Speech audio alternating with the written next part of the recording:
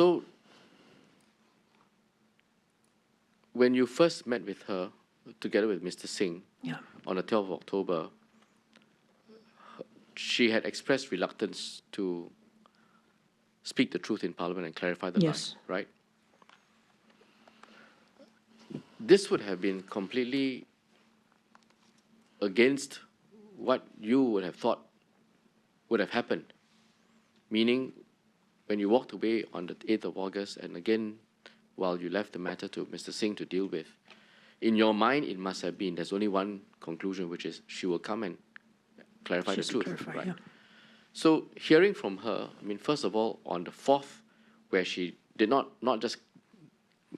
she not clarify the lie, but she doubled down on it several times on the 4th, and now on the 12th, almost a week later, or more than a week later, she's still telling you that she's not prepared to tell the truth and clarify. You must have taken this to be a very direct affront to what you understood to be the correct path, the right thing to do. Isn't it? Yeah, it was not an option for her to continue the lie. And did you turn to Mr. Singh and say, what did you all discuss and agree? It didn't strike me that this would have been agreed between her and him to double down the lie. I mean, that would not so much double never down. cross my mind. I understand.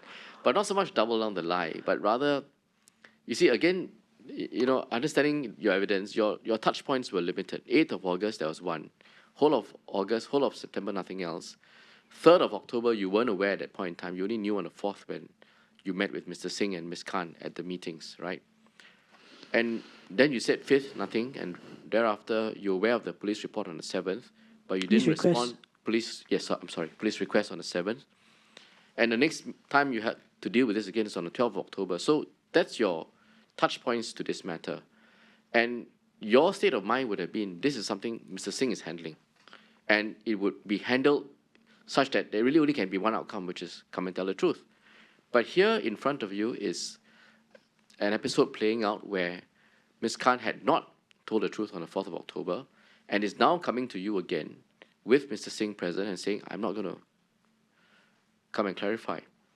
So in this context, would you not have wanted to know what had been discussed, what had been agreed, what had gone on between Mr. Singh and Ms. Khan, which gave rise to this situation now?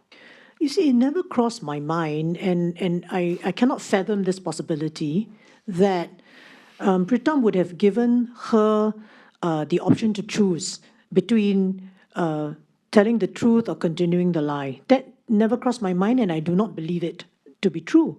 So when she comes and says, I don't think I want to tell the truth, I think it's just her. It's nothing to do with Mr. Singh at all.